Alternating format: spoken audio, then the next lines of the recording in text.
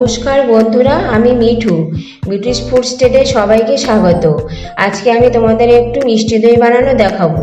আমি এখানে মিষ্টি দইয়ের জন্য নিয়েছি 2 লিটার দুধ, আর এখানে কিছুটা মিষ্টি দই আমি এখানে ফাটিয়ে নেব। দইটা যতক্ষণ দানা দানা থাকছে ততক্ষণ আমি ভালো করে ফেটিয়ে নেব।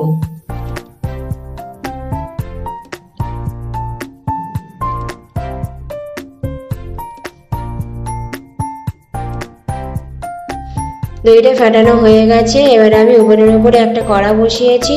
কড়াটা পুরোপুরি গরম হয়ে গেলে আমি এখানে 500 চিনি নিয়েছিলাম। কিছুটা চিনি আমি এখানে লাল লাল করে ভেজে নেব।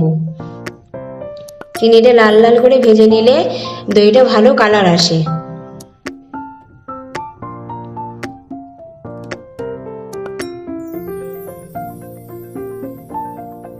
চিনিটা লাল লাল করে ভাজা হয়ে গেছে।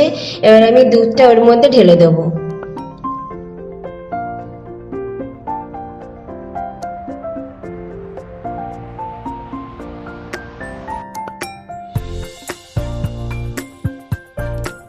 আমি এখানে দুধের মধ্যে 6টা এলাচ গুঁড়ো করে দিয়েছি।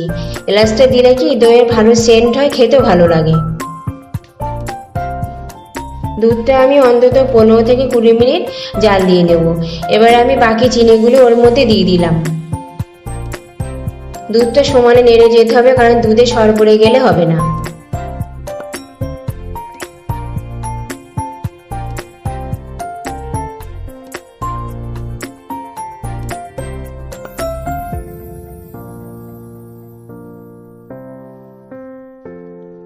দুধটা জাল দেওয়া হয়ে গেছে। এবার আমি নামিয়ে নিয়েছি।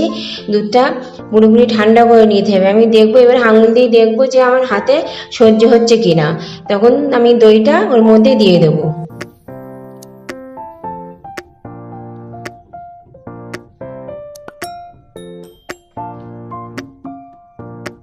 আমি ওর মধ্যে দইটা দিয়ে দিলাম। দইটা এবার কিছুক্ষণ একটু ভালো করে মিশিয়ে নিয়ে এবার আমি হাঁড়ির মধ্যে দুধটা ঢেলে দেবো।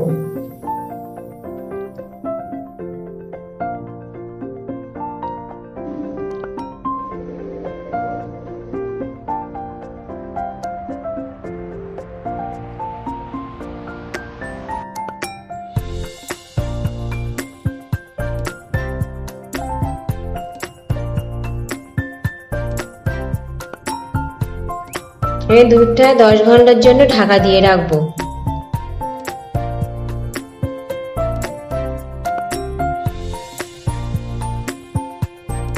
আমি 10 ঘন্টা পরে আমি এবার দেখবো যে দইটা ভালোভাবে হয়েছে কিনা।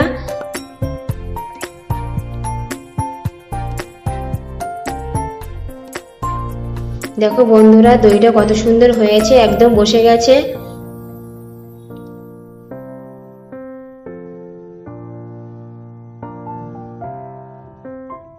এবার আমি দইটা ফ্রিজে দেব।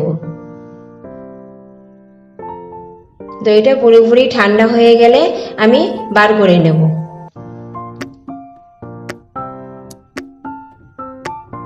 আমি দইটা ফ্রিজ থেকে বার করে নিয়েছি। এবার আমি দইটা সবাইকে সার্ভ করব।